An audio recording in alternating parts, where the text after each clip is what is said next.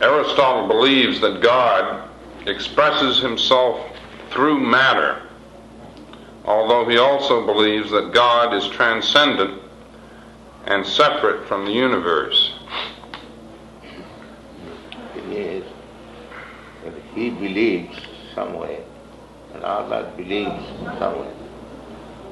So which one is correct?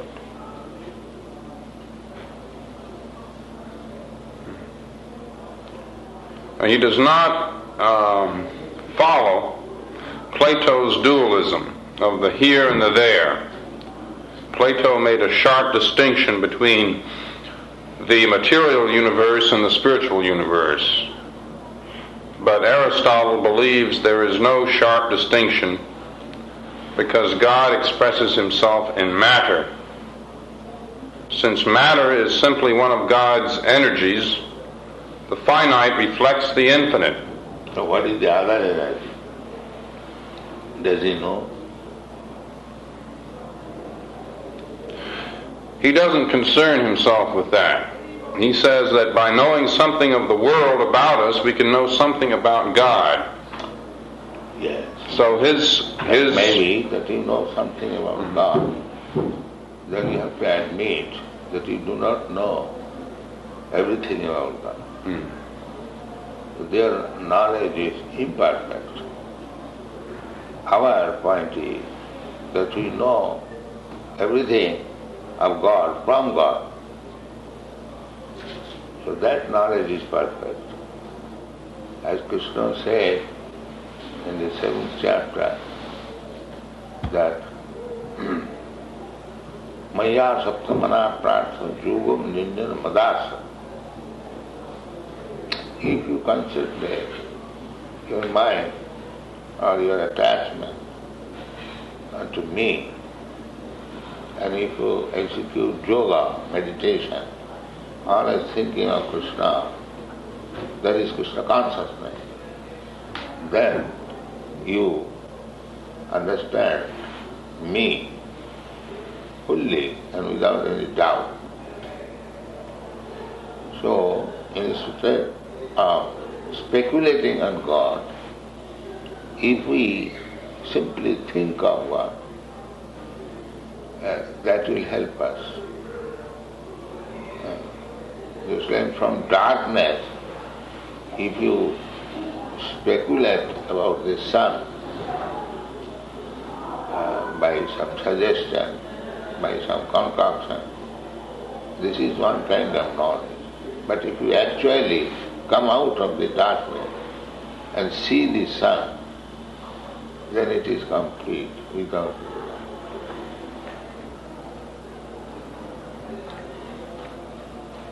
Now, these Western philosophers, mostly they are contemplating about the sunshine in darkness.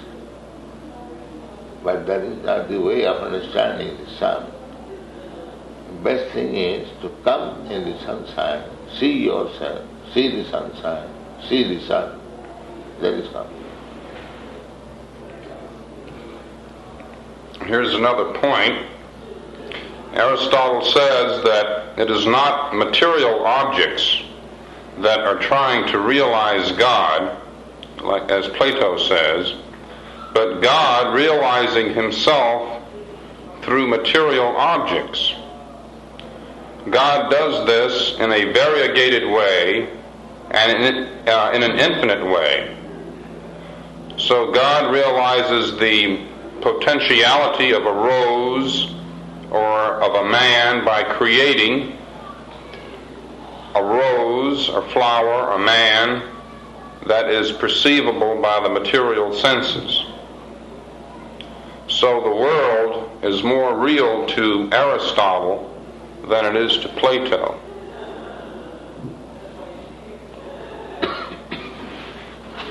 If God has created the material world and material variety, so means he is in full awareness how to do things nicely.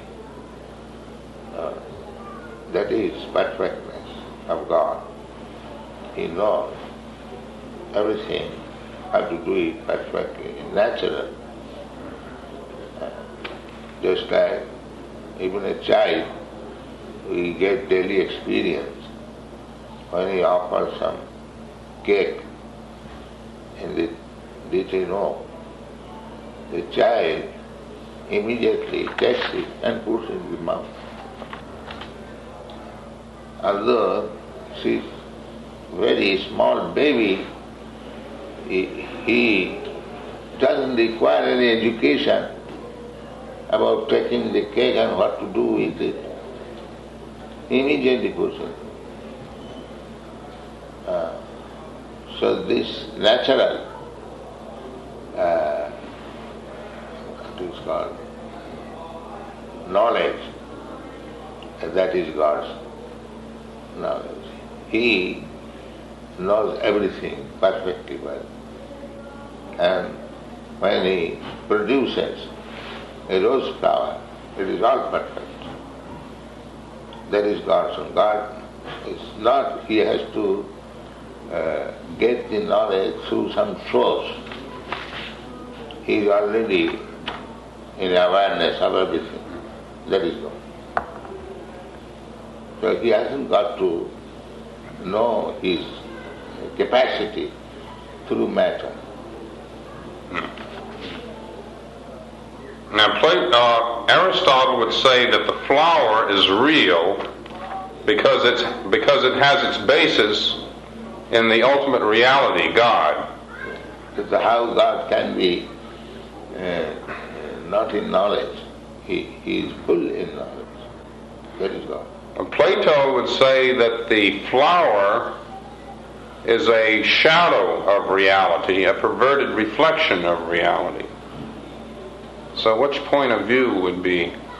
Yes, it is. When the flower is in the material world is perverted reflection of the spiritual world. That's a fact. We have got experience when material things are created. But in the spiritual world, things are not created, they are already there, everlasting. So it appears Aristotle has no knowledge of the spiritual world.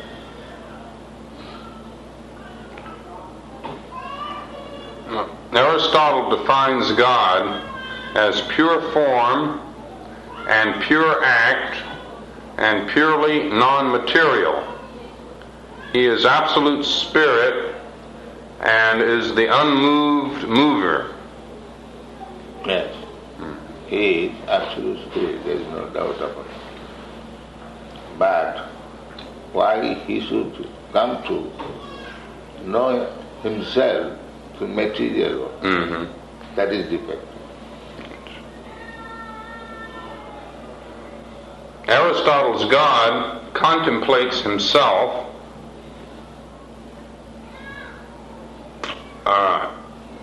he does not have any knowledge of the world as such. Who has no knowledge? God. What kind of God is? I don't know. This is Aristotle's ignorance, that he does not know what is God and is speaking about God. That is his ignorance. Nor can God return the love that he receives. He doesn't love or care for mankind.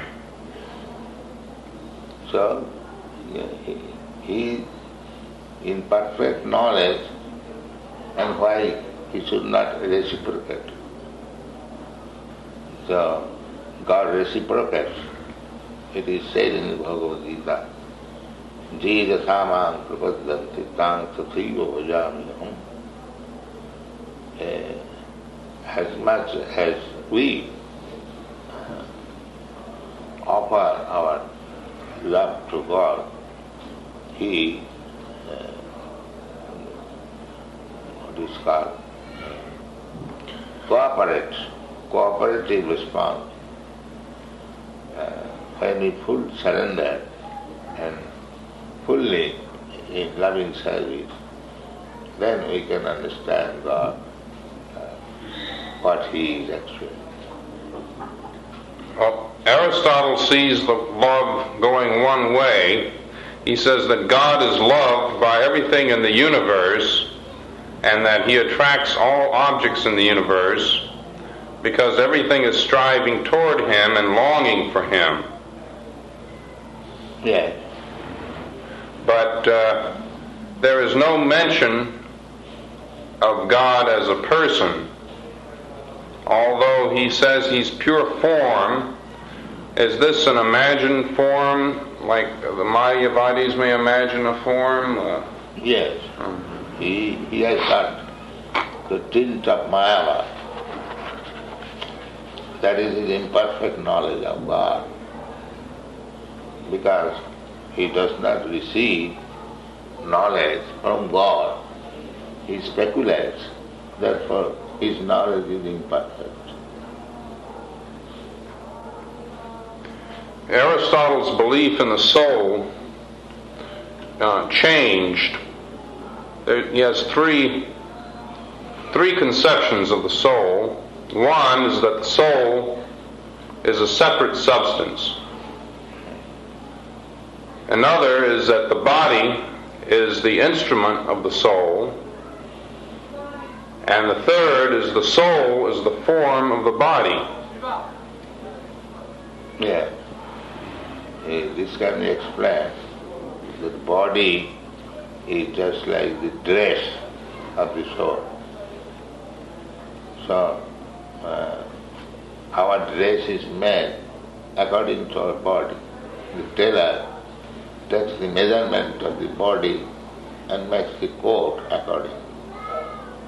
So the coat appears with a hand because we have got hand. The coat, pant appears as a leg because we have got leg. So this body is simply it's called coating or satin of the soul. Actually the soul has got body, shape, form, and therefore the cloth, which originally has no shape, when it comes in contact with the soul, it becomes a shape.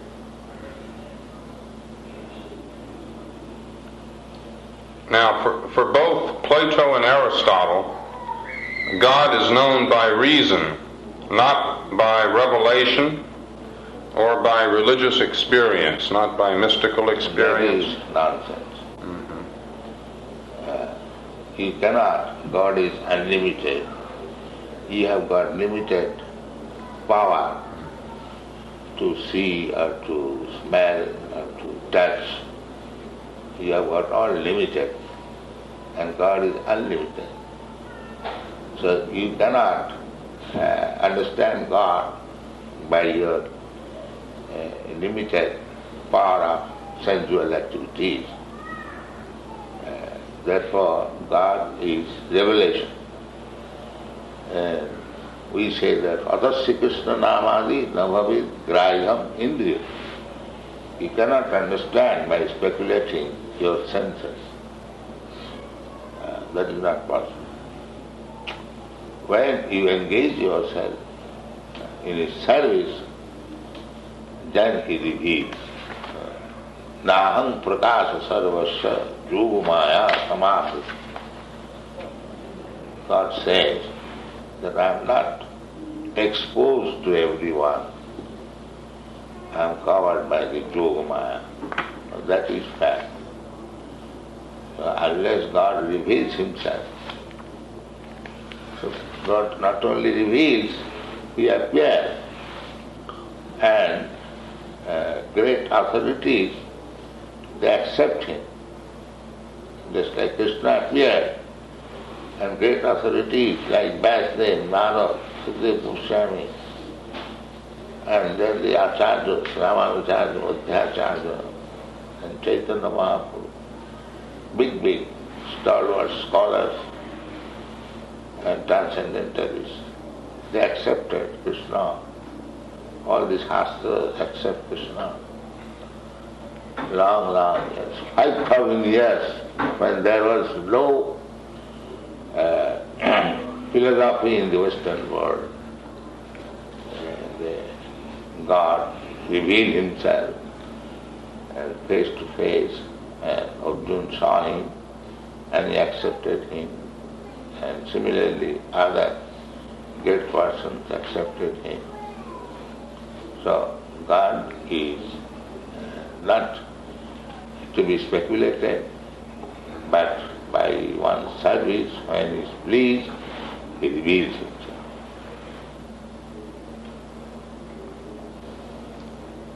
There's a great deal of emphasis in Aristotle on reason. He says happiness depends on man's acting in a rational way. The rational way is the virtuous way. The virtuous way is the way of intellectual insight. There is a suggestion of sense control, but no bhakti. So is it possible to attain happiness simply by controlling the senses by the mind? Yes. So that is the process of becoming a human being. The lower beings, animals, they do not know this process. It is like they are busy only for sense gratification, eating, sleeping, mating, and defense. They are only busy. But a human being can be engaged by proper guidance in contemplation, just like Aristotle is contemplating or Plato is contemplating. This is human being's business.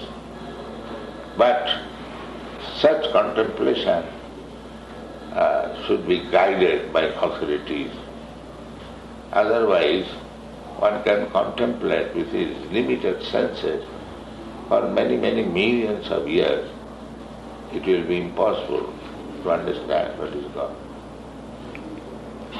But for happiness or ananda, isn't bhakti essential? Love for ananda. So ananda means God is full ananda, Satchidananda. He is eternal, Sat. He is spiritual and is ananda, bliss. Unless one comes in contact with God, there is no question of ananda. So we saw in the Vedic literature, we understand that God is a reservoir of all pleasure, unlimited. So when we come in contact with God, then we test what is pleasure. So material pleasure is only perverted with passion. The real pleasure is possible when we come in contact with God.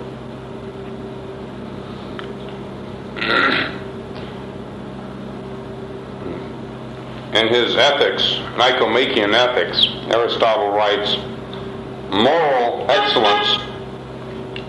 excellence is concerned with pleasure and pain. It is pleasure that makes us do base or ignoble action, and pain that prevents us from doing noble actions. For that reason, as Plato says, men must be brought up from childhood to feel pleasure and pain at the proper things, for this is correct education. So how does this correspond to the Vedic view of education? Vedic view of education is actually there is no pleasure in this material world. Because we may arrange for all pleasure artificially in the material world, but all of a sudden one has to die. So where is the pleasure? If you make arrangement of all pleasure and all of a sudden death comes upon you, then where is pleasure? So first of all, they must, if they are intelligent, they must make arrangement that they will be able to enjoy the pleasures they have created. Otherwise, where is pleasure? It is disappointment. That is going on. They are trying to become pleased by inventing so many things, but because they are controlled by some superior element, so at any moment they will be kicked out of the pleasure platform. Then where is pleasure? So therefore the conclusion should be, there is no pleasure in this material world. If one is searching after pleasure in the material world, then it is the same thing as the animal is searching water in the desert. There is no water in the desert. It is simply illusion. And he is preparing for death because he is thirsty. He is searching after water, and in the wrong way he is searching water. The ultimate result will be he will die of thirst. One last statement from Aristotle. He states in his Politics, he says, the beauty of the body is seen, whereas the beauty of the soul is not seen. Is this true? Beauty of the soul is real beauty, and beauty of the body is superficial. Not every body is beautiful. There are so many bodies very ugly, and there are so many bodies very beautiful. So the material sense, this ugliness and beautifulness, they are all artificial. But the beauty of the soul is real, that is not artificial. So unless we see the beauty of the super soul, Krishna, we have no idea what is actually beauty. Therefore, the devotees, they want to see the beauty of Krishna, not any artificial beauty of this material world.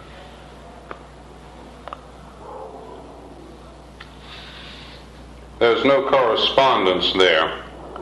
That is to say, a beautiful body does not necessarily house a beautiful soul.